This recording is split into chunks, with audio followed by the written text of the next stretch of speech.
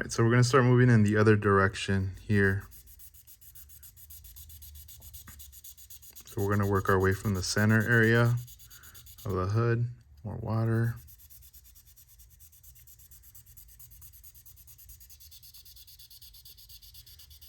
Yeah, the first times you do this, you're like, man, it's a lot of work, you know? But then if you follow the steps and just be patient, and the end results, you know, you'll know it's worth it. You're like, and once you do it once and you like the results, you're always going to keep doing it over and over and over and over and over. So we did the center. Now let's do this little area, and you got to be careful on the edges too. Don't go too much, because then it could be thinner on the edge when the clear got on there.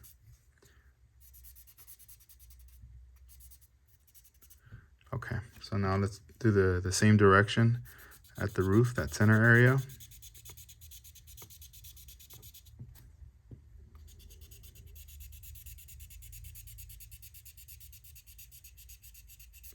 Yeah, I love these sanding pads from GodHand.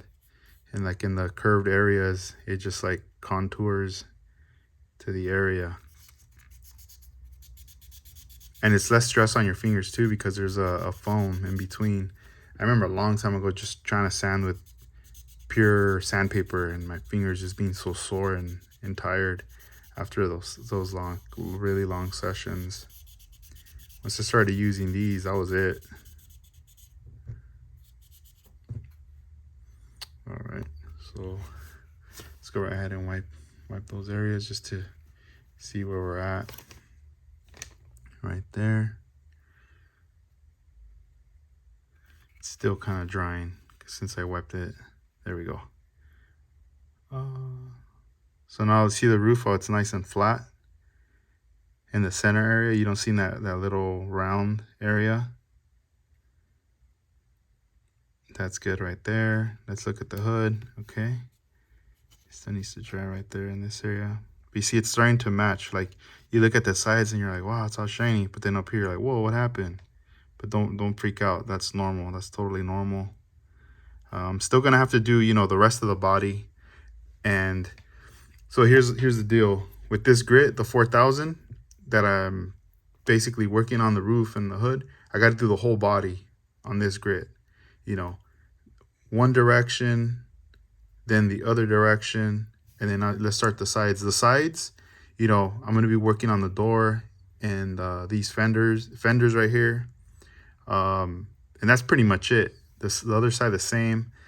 For the back, you know, it's going to be more like these sides right here, but I'm going to take my time, be very careful, because there's a lot of curves and edges. And there's also some areas where it might not even need it, but you still just want to go over it really lightly. It doesn't have to be really heavy. Once I'm done with this grit here, I put it away, so I could either put it on here or just lay it, and I'll clean that out later. Then I got to move on to the next grit, which is the 8000. Do the same 6000, same procedure. In one direction, other direction. This is done, so the whole body. Then the 8, boom, boom, boom, same thing. One direction, other direction, the whole body. Put that one away. And then once you reach to this grit, this is your final. This is like the most finest grit at the very end.